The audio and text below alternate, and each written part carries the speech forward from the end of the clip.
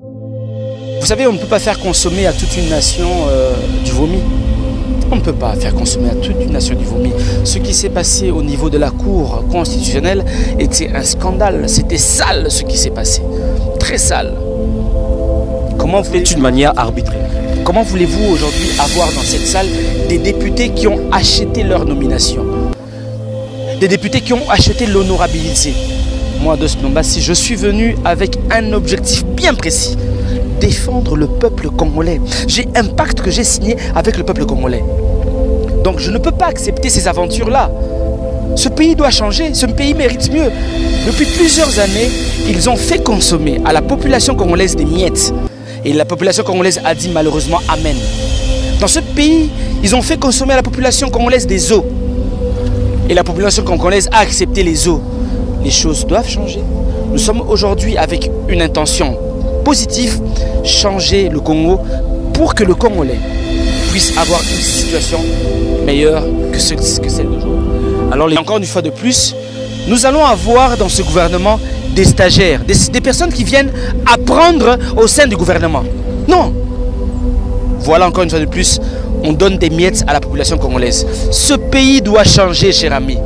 Nous devons être exigeants. Un pays comme le Congo qui fait 2 345 000 km², plus de 90 millions d'habitants, il faut du sérieux à la tête. On ne peut pas prendre des stagiaires, des aventuriers, des personnes qui n'ont rien fait de leur vie, venir diriger la nation congolaise. Nous ne sommes pas d'accord. Sur les problèmes des Congolais, le problème aujourd'hui est en insécurité alimentaire. Le Congolais aujourd'hui a des problèmes de logement. Le Congolais aujourd'hui a des problèmes d'eau, d'électricité. La corruption. En fait, aujourd'hui, l'église dans ce pays s'appelle corruption. The Grace Production presents Kumisama Worship Explosion.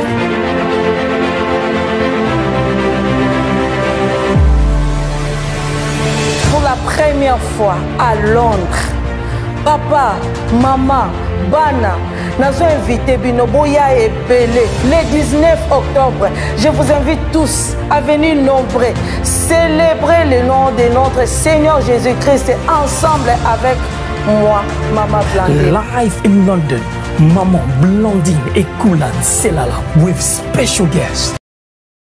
Qu'est-ce les Ali TV vous propose? Abonnez-vous, ma chérie.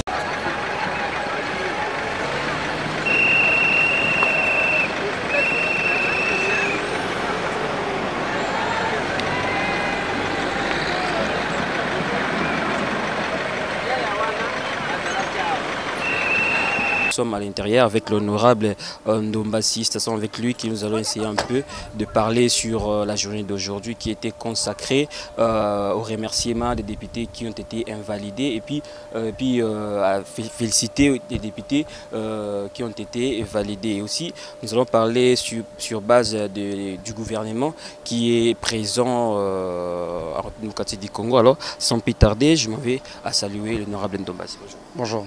Comment vous allez? Ça va par la grâce de Dieu, on tient le coup. On vous a retrouvé ici au Parlement pour vous nous expliquer d'abord quel était l'objet principal de cette journée. Aujourd'hui, nous sommes venus assister à cette plénière parce qu'on parlait sur la validation des mandats des députés qui ont été bien sûr choisis par la Cour constitutionnelle. Donc nous étions là en observateur et nous avons demandé bien sûr à un moment la parole pour faire une motion incidentielle, mais on nous a refusé ce droit à la parole, on nous a coupé. Malheureusement, nous sommes des députés de l'opposition, nous ne sommes pas nombreux. Voilà, c'est ce qui se passe dans cette assemblée qu'on dit démocratique. Malheureusement, il n'y a pas de démocratie. Il y a 2 poids 2 mesures. C'est clair et net. C'est clair et net. Vous savez, on ne peut pas faire consommer à toute une nation du vomi. On ne peut pas faire consommer à toute une nation du vomi. Ce qui s'est passé au niveau de la Cour constitutionnelle était un scandale. C'était sale ce qui s'est passé. Très sale. C'est une manière arbitraire. Comment voulez-vous aujourd'hui avoir dans cette salle des députés qui ont acheté leur nomination? Des députés qui ont acheté l'honorabilité? Moi, Dos Nombassi, je suis venu avec un objectif bien précis. Défendre le peuple congolais. J'ai un pacte que j'ai signé avec le peuple congolais. Donc je ne peux pas accepter ces aventures-là. Ce pays doit changer, ce pays mérite mieux. Depuis plusieurs années, ils ont fait consommer à la population congolaise des miettes. Et la population congolaise a dit malheureusement amen. Dans ce pays, ils ont fait consommer à la population congolaise des eaux. Et la population congolaise a accepté les eaux. Les choses doivent changer. Nous sommes aujourd'hui avec une intention positive, changer le Congo pour que le Congolais puisse avoir une situation meilleure que celle d'aujourd'hui. Alors les députés qui sont invalidés, est-ce qu'ils sont sortis calmement? Mais c'est fini, en fait. Il fallait qu'ils soient validés par la séance plénière. Donc les députés qui ont été invalidés partent, c'est fini pour eux aujourd'hui. Ils ne reviendront plus. Parlons un peu du gouvernement qui est sorti le lundi dernier. Est-ce que vous êtes partant, vous soutenez le gouvernement actuel? Monsieur, ce gouvernement n'apportera rien à la République démocratique du Congo. N'apportera rien. J'ai essayé de scruter sur certains ministres. Je trouve que certains ministres n'ont rien fait de leur vie, sauf d'être petit d'un président, petit d'un secrétaire général de parti, petit, je ne sais pas, d'un Moutou Boye. Et encore une fois de plus, nous allons avoir dans ce gouvernement des stagiaires, des personnes qui viennent apprendre au sein du gouvernement. Non. Voilà encore une fois de plus, on donne des miettes à la population congolaise. Ce pays doit changer, cher ami. Nous devons être exigeants. Un pays comme le Congo, qui fait 2 345 000 km², plus de 90 millions d'habitants, il faut du sérieux à la tête.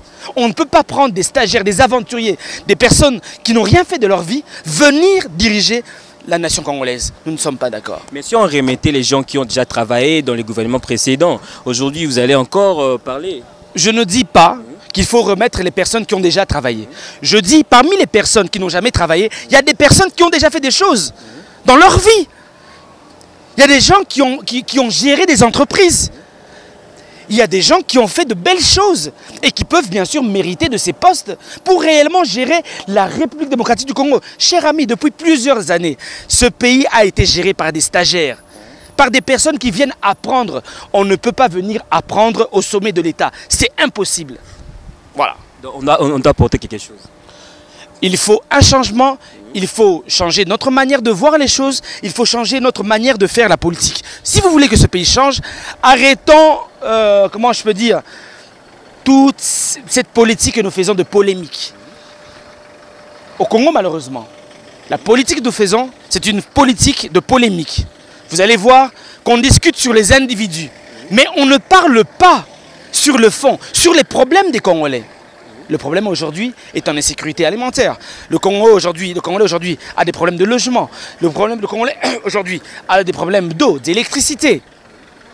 La corruption. En fait, aujourd'hui, l'église dans ce pays s'appelle corruption. Mais quand on veut parler, quand on veut dire ça à l'Assemblée, on nous demande de nous taire.